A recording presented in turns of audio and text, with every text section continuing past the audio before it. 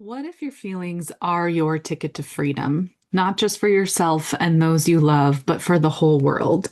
And by freedom, I mean equality. I mean creativity. I mean something new, sustainable, and accessible to everyone. Welcome to Hello. My name is Jenna, and today I'm going to talk about feelings. I'm going to talk about the things that we carry. I'm going to talk about our passions. I'm going to talk about our anger because so often we are taught to numb these things or hush these things because they're not acceptable or they're too much. How many of you can relate to that too much notion, especially if you're a woman and you've spoken out? It's been a central theme of my life. But I am grateful to say that the poet and speaker Audre Lorde has been speaking to me from the beyond. And I am so grateful that her words are so powerful and infinite and can lodge their way into my being and hopefully your being because they are so freeing. But before I share her words, let me just talk about feelings for a second, okay? Balance is always important. We are in an age where we're learning about things like meditation and responding calmly and rationally. And of course, there is a place for that. Of course, we need to respect each other when we communicate. Of course, we all need to be able to calm down. But I want to be careful and not take that too far because, my friends, we feel a lot. We get angry a lot. We feel sad a lot. We experience heartbreak. And part of the reason we experience these things are because we are meant to collaborate with them. We are meant to work with our feelings.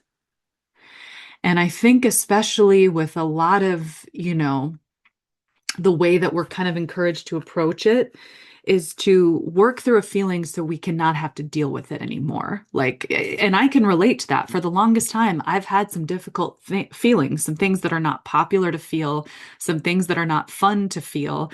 And I just wanted to accelerate through it, just get through it so that I could get to that point where I was experiencing joy and again, or where it just didn't bother me anymore. And I get bothered by a lot of things. Okay. If you've been listening to this for a while, you know that. And it's hard to be bothered by things. It's hard to be constantly annoyed or irritated or frustrated with being on other people's timelines. I personally am someone who gets annoyed a lot, who gets angry a lot. And for the first half of my life, I shoved that down. I didn't want to work with it because it wasn't accepted. When I was 13, I was very outspoken and energetic and was nicknamed Adrenaline by a mean boy at the church because my first and middle name are Jenna Lynn. So he would call me Adrenaline. God, he was such a dick. But like, that was incredibly harmful. He took this part of me that was energetic and exuberant and loud in most of the time good ways. This part of me that was learning about, I had this big energy inside me, and like any 13-year-old, I was learning how to hold it and I was shamed for it. It was a similar situation in college when I was very outspoken about women's rights and was nicknamed a feminist as if it was a bad thing. I've always kind of gone against the grain. I've always been able to look at a situation and see some of the problems and have creative solutions. And for a long time, that has made me an outcast. And so I learned a lesson to just be quiet, to just shove it down, to be self-destructive because it's not accepted, or at least not accepted in the way that I think it should be. The best parts of me, the outspoken parts of me, the creative parts of me, were always accepted by the people who mattered. It's just that we're so conditioned to fit into our social circles sometimes that we take certain kinds of rejections as, well, there must be something wrong with us and what we feel, so we have to just push it down. We have to just be quiet because we can't say or do the upsetting thing. My friends, our feelings of anger, annoyance, sadness are meant to be our collaborators. We are meant to work with all we feel. This is surfacing in my life right now as a series of upsetting dreams. As you know, I do a lot of dream work. A lot of my psychic gifts are born through my dreams, but the last 2 weeks, almost every night, I've had a stressful dream. And it's not fun. It's not fun to wake up and feel stressed, but it's not my body and mind working against me. It's my body and mind processing something and trying to bring something to the surface, to my conscious awareness. Because when you wake up and you feel stressed, you remember it. And so these stressful dreams are not meant to harm my body and mind. They're meant to bring something to my awareness, something I'm meant to speak out on. And in fact, these stressful dreams culminated in a poem that I wrote yesterday, right alongside the eclipse, called The Day I Looked to the Sun. I released it exclusively on Instagram. Eventually, I'll probably share it on here. But if you want to hear that poem in its like best light, find me on Instagram. My username is JDillReals. So like JDILLREALS. And you can go and find it there. But these dreams that I had were coming to the surface in my mind because I was meant to channel this stress into progressive change. Because these things that were stressing me out in my dreams were related to real life problems, both for me individually and the collective. They were related to issues of social justice. And I've come to learn about my dreams is that when I dream, I'm not just tapping into my individual problems, I'm tapping into a collective problem. You've heard all about the reoccurring dream that I had where I was back in the school system and knew I didn't belong there. Well, over and over again, I had that dream that I was back teaching and I knew I shouldn't be there. Well, it wasn't just, healing for me walking away from my teaching career. I was also tapping into the collective harm that institutions have done to all of us. There's so many corrupt institutions and corporations that we've been conditioned and robotically programmed to just follow and submit to. And these dreams, these very stressful recurring dreams, I mean, I had this dream for a year and a half, multiple times a month. It was trying to bring to my awareness this corruption when it comes to institutions, and it was encouraging me to speak out on it. And this is my other point, the definition of release. Now, I have an episode called True Release, which you should definitely listen to, but I want to talk about it briefly on here because it connects to this thing that I'm saying about meditation. Again, we're taught to just be calm. We're taught to just center. Again, there's a place for that, but we cannot shift all the way to being calm and centered, when there is a place for our feelings of anger. To release something doesn't mean you're letting it go all the time. Sometimes it does, but to release something means you are taking a vision or a passion of yours that's been inside of you, inside your spirit, your psyche, your heart, and you are releasing it to the world. Meaning it's like a child that you've been raising, and now you're going to let that child go out on their own path when they're 18. They're going to pursue their own passions, but you're not letting that child go in that you're just leaving them. You're going to continue to watch them, to work with them, to see what this thing that you've been nurturing can do now that you've successfully helped it develop to adulthood. Sometimes releasing something means that you are releasing a creative project, idea, something that's been brewing in your mind out to the world so the world can see what you've made and work with it. So you can start something new. So to release, and this is a big theme in terms of the eclipse, right? Because this eclipse is happening near the South Node. So it's all about releasing. Releasing doesn't necessarily always mean that we're letting something go and we're moving on. It means we've nurtured something and it's time to bring it out into the public to see how it can shine. That's what releasing can mean. And this is what working with our feelings can create. We feel so much and so deeply, and our feelings are powerful. I think it's why we've been conditioned by capitalism and racism and sexism and homophobia to suppress how we feel.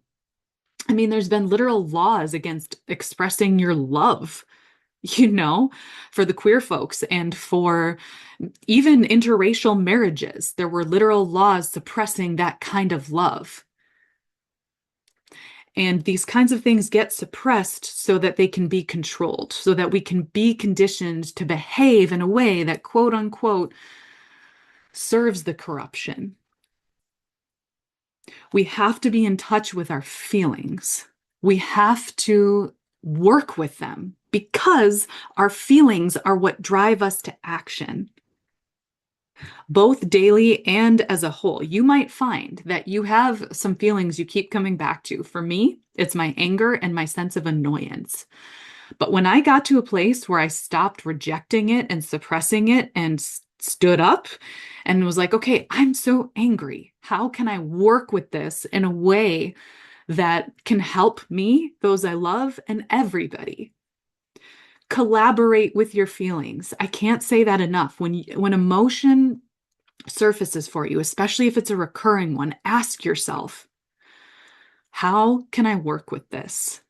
What action is this feeling calling me to? Maybe it's a conversation you need to have. Maybe it's a sadness that you need to write about. Maybe it's a feeling tied to a creative project that you need to release.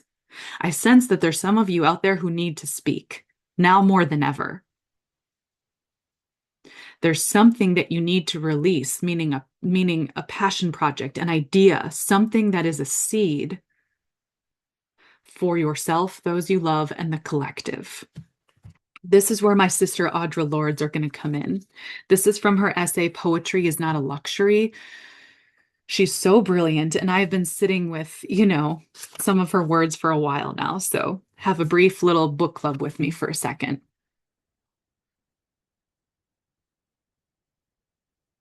As they become known to and accepted by us, our feelings and the honest exploration from them become sanctuaries, right? Places of safety and spawning grounds, right? This is literally where something is born for the most radical and daring of ideas. I'm going to read that again.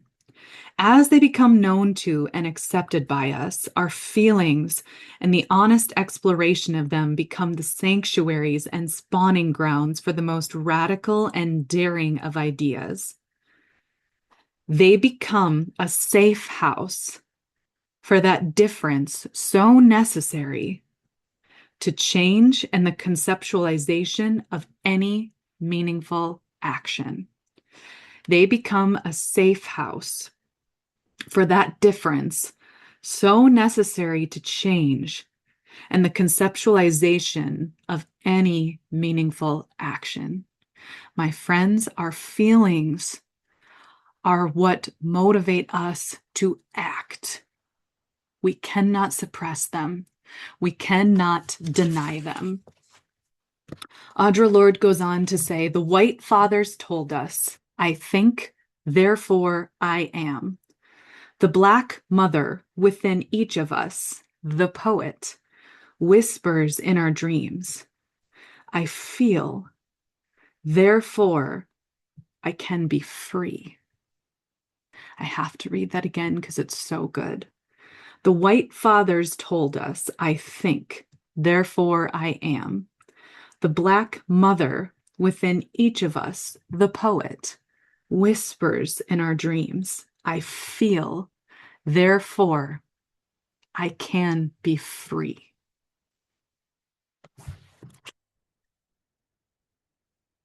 We have been conditioned for so long to suppress our feelings, to distract ourselves, to numb ourselves, because if we're numb, we're not going to try to change things. And if we hate ourselves, if we think there's no place for us and how we feel, well, then we're going to buy things that make us feel how we think we want to feel. We're going to get those dopamine hits and leave it at that. Dopamine never changed the world, my friend. I mean, there's literally like a drug named after it, okay?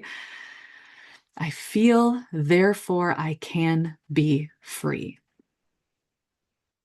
I invite you today to treat your feelings as a collaborator, as a friend that's calling you to act in a certain way for a certain purpose. There's a reason for your anger. There's a reason for your sadness. There's a reason for your joy. There's a reason for it all. It's time to act. We need you to give birth to that idea. All right. A lot of my other dreams have to do with me either being pregnant again or having a baby again.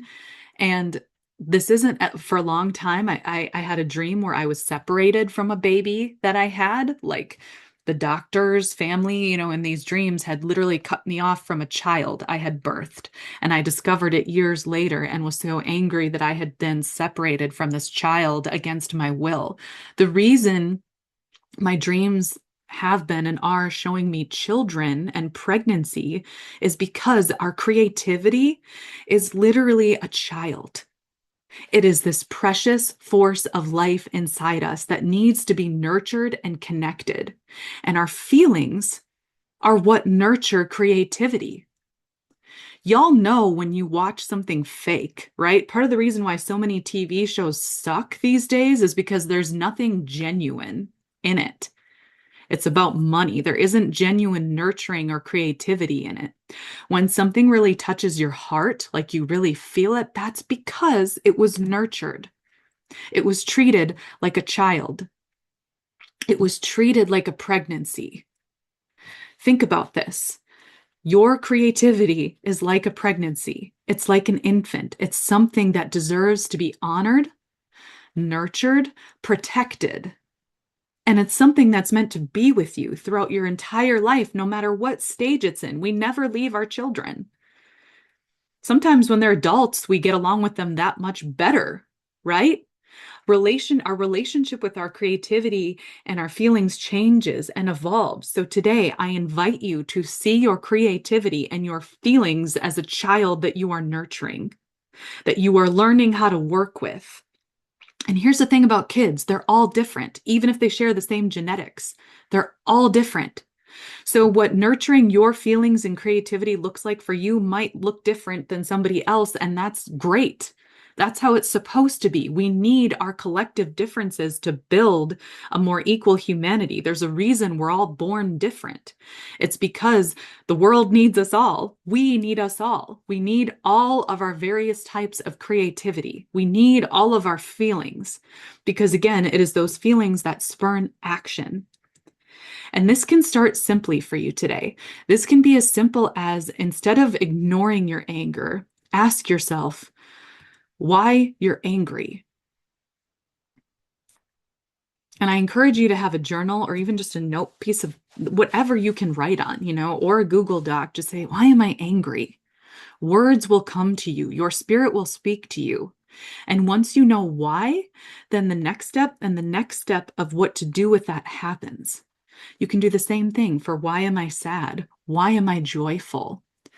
Why do I have all this energy? Whatever feeling has a lot of energy right now, meaning it's really making you almost like jittery or you want to talk about it, whatever it is, bring your attention to that feeling. Ask yourself why. Nurture your feelings. Don't just try to release them in the sense that you let them go and you don't think about them anymore. Release them in that it's like, okay, how can I put this outside of me for a second so I can see it and how to nurture it? And how can I share this with the world? Because no matter who you are, you have something you need to share with the world. And it's rather powerful. There's something you need to speak. There's something you need to make. And there's a connection that you need to grow. And the time is now. We are in the midst of great and powerful change, and you are a key agent. You are a key piece of that change. Please share this episode with somebody who needs to hear it. And of course, and as always, I'm grateful to you for coming.